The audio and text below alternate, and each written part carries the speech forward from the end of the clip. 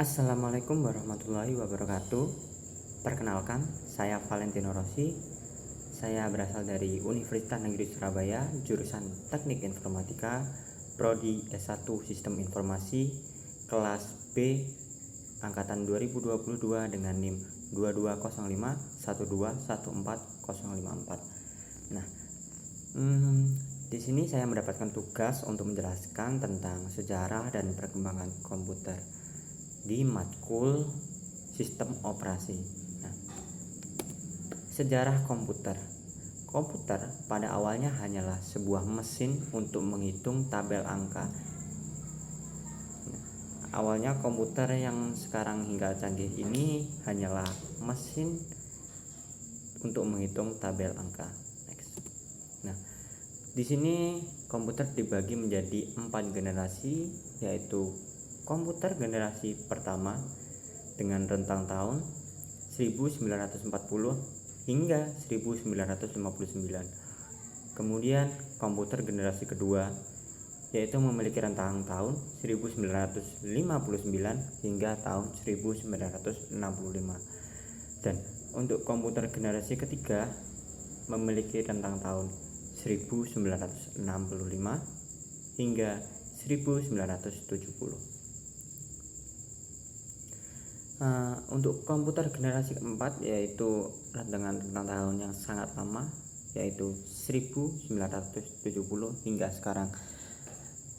Dan untuk komputer generasi 5 sendiri yaitu adalah komputer yang akan ada di masa depan, yang tentunya akan lebih canggih dan lebih modern dibanding komputer generasi keempat sekarang ya, seperti yang kita gunakan pada sehari-harinya dan akan mempermudah kehidupan manusia tentunya. Nah, next. Nah, di sini saya akan menjelaskan tentang 3 poin, yaitu pengertian komputer, awal mula komputer, perkembangan komputer. Next.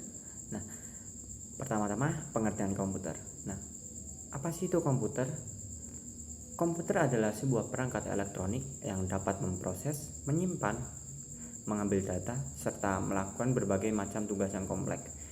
Nah, untuk komputer yang saat ini ada, itu sudah sangat memudahkan pekerjaan manusia. Seperti contohnya adalah mengirim email, membuat laporan, membuat PowerPoint untuk mempresentasikan suatu project, misalnya yang ada di perusahaan-perusahaan, untuk meeting, mengobrol melalui via online di rumah karena adanya pandemi. Akan itu memudahkan manusia untuk bekerja di rumah melalui komputer yang sangat canggih saat ini. Nah, kemudian untuk mahasiswa bisa mempercepat pengerjaan tugas seperti membuat esai, membuat laporan, membuat praktikum, PowerPoint, presentasi, dan tentunya mempermudahkan dalam pengerjaan tugas, terutama untuk mahasiswa akhir, yaitu mengerjakan skripsi. Nah, di teknik informatika sendiri komputer diperlukan untuk pengoding, jadi sangat-sangat diperlukan agar kita bisa membuat sebuah aplikasi, membuat desain, membuat web untuk memudahkan tugas-tugas manusia tentunya. Nah,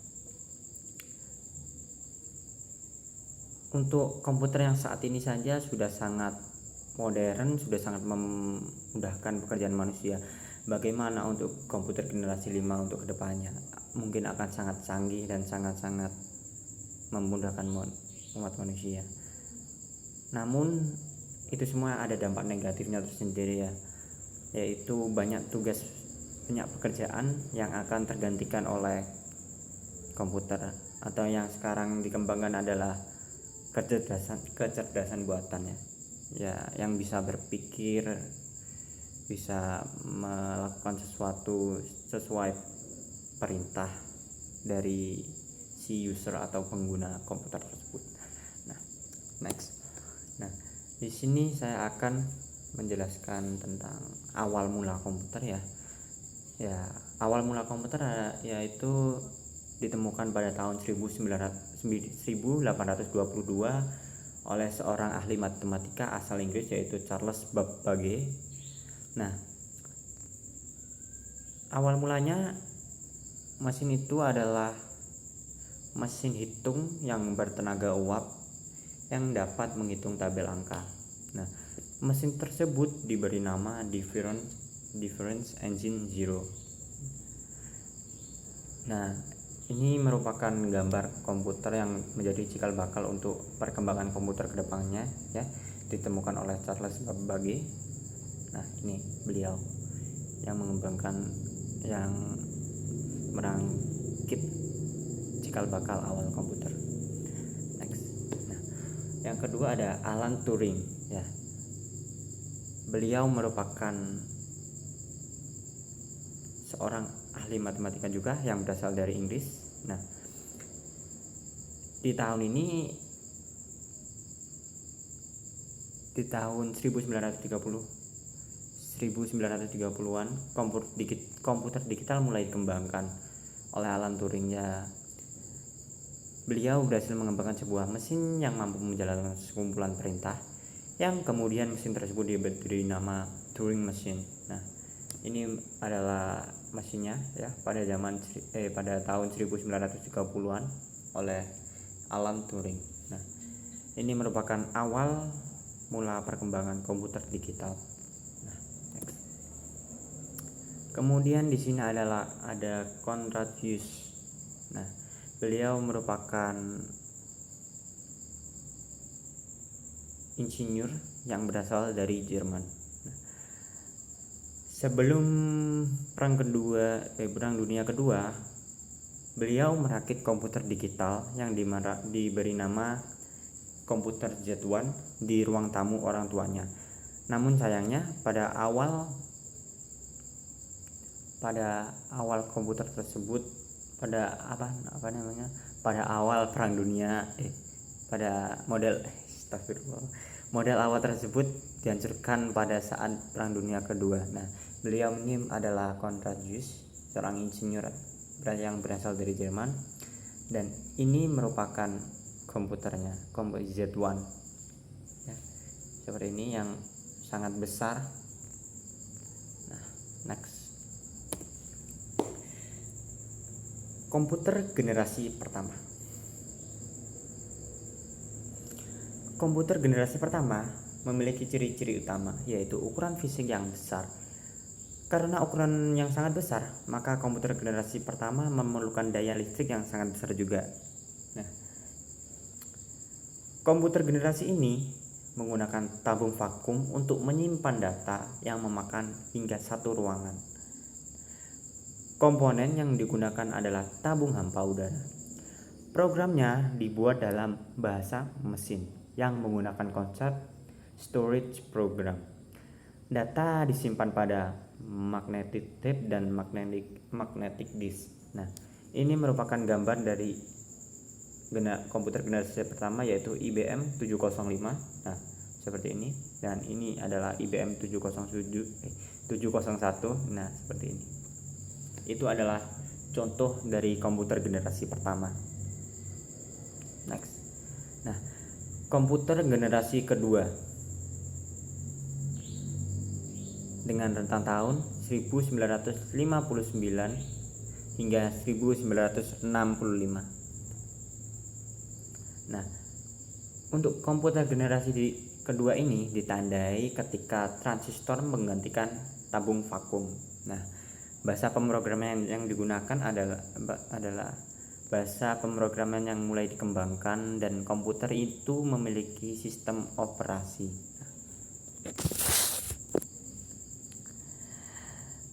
Nah, ini adalah contoh komputernya, yaitu PDB-8 dengan nama PDB-8. Nah, komponen yang berupa transistor yang lebih kecil daripada tabung hampa udara dan memiliki kapasitas memori yang cukup besar dengan proses operasi yang cukup cepat atau lebih cepat. Nah, komputer di generasi kedua juga sudah memiliki kemampuan proses real time dan time sharing. Nah, perkembangan lainnya terletak pada magnetic disk dan magnetic tape-nya yang berbentuk removable disk. Nah, ini adalah komputer pada generasi kedua dengan rentang tahun 1959 sampai 1965. Nah, kemudian ada komputer generasi ketiga. Nah, komputer generasi ketiga dimulai ditandai dengan teknologi transistor berubah menjadi sirkuit terpadu. Komputer mini merupakan inovasi yang cukup signifikan dalam generasi ketiga dan mempengaruhi komputer generasi selanjutnya. Nah, di komputer generasi ketiga ini memiliki ukuran yang sangat kecil karena menggunakan komponen integrated circuit sehingga menghemat penggunaan listrik karena ukurannya yang kecil tersebut. Kemudian komputer generasi ini juga sudah dapat melakukan multi-programming serta dapat melakukan komunikasi data antar komputer. Nah, alat input dan outputnya pun juga semakin canggih dengan menggunakan visual terminal display. Nah, ini merupakan contoh komputernya yaitu PDP-11 ya. Nah, seperti pada gambar ya, sudah cukup canggih menggunakan visual display terminal. Nah, di tahun 1965 hingga tahun 1970. Nah, untuk komputer generasi keempat hingga sekarang. Nah, dimulai ketika penemuan MOSFET dan integrasi berskala besar selanjutnya membawa ke pengembangan mikroprosesor di awal tahun 1970-an. Nah, di komputer generasi keempat ini komputer berkembang dengan sangat cepat, di mana itu sangat memudahkan bagi para pekerjaan manusia. Dan di sini komputer pribadi semakin kecil berkat mikroprosesor yang juga berkembang dengan pesat. Teknologi selanjutnya adalah laptop dan ponsel yang sangat fenomenal. Nah, untuk perkembangan yang sangat fenomenal ini laptop sekarang mudah dibawa kemana-mana karena memiliki ukuran yang seluas 14 inci lah, yang bisa dimasukkan ke dalam tas. Dan untuk untuk laptop zaman sekarang sudah memiliki prosesor yang sangat cepat sehingga bisa melakukan multi programming atau apapun itu karena memiliki proses yang cepat dan mempunyai penyimpanan yang besar sehingga bisa menyimpan data-data yang akan digunakan. Dan ponsel merupakan inovasi lagi yang dimulai di awal tahun 2000-an. Ponsel genggam ya, yang sekarang hingga berkembang pesat menjadikan sebuah alat komunikasi untuk membuat kita bisa berkomunikasi dengan orang yang jauh di sana di belahan dunia. Nah, sekarang HP pun sudah bisa membuka lapangan pekerjaan, contohnya e-sport yang banyak diminati anak-anak muda, gamers ya. Kemudian memori komputernya sudah berbentuk chips dan mikroprosesor dan semikonduktor dengan teknologi large scale integration atau juga yang disebut dengan bipolar large scale integration. Nah, itu sudah sangat-sangat memudahkan pekerjaan manusia pada tahun sekarang ini. Belakangan ini handphone dan laptop pun sudah sangat berkembang. Dan untuk komputer generasi kelima adalah komputer yang akan ada di masa depan, yang tentunya akan lebih canggih daripada teknologi di masa sekarang. Nah, dari sejarah tersebut kita bisa mengerti bahwa komputer sudah sangat berkembang pesat dari awal mulanya di cikal bakal komputer, yaitu pada tahun 1822 oleh Charles Babbage tadi, yang awalnya hanya mesin hitung tabel angka, sekarang bisa berubah menjadi sebuah komputer yang canggih, laptop yang canggih seperti yang saat ini saya gunakan, bisa mengerjakan tugas, menghitung, serta bisa merekam video, memfoto, dan bisa menghubungkan orang yang ada di belahan dunia manapun dengan internet ya. Mungkin itu saja dari saya, Valentino Rossi, dengan NIM 2205 1214054. Sekian dari saya. Wassalamualaikum warahmatullahi wabarakatuh. Terima kasih Bapak. Bye bye.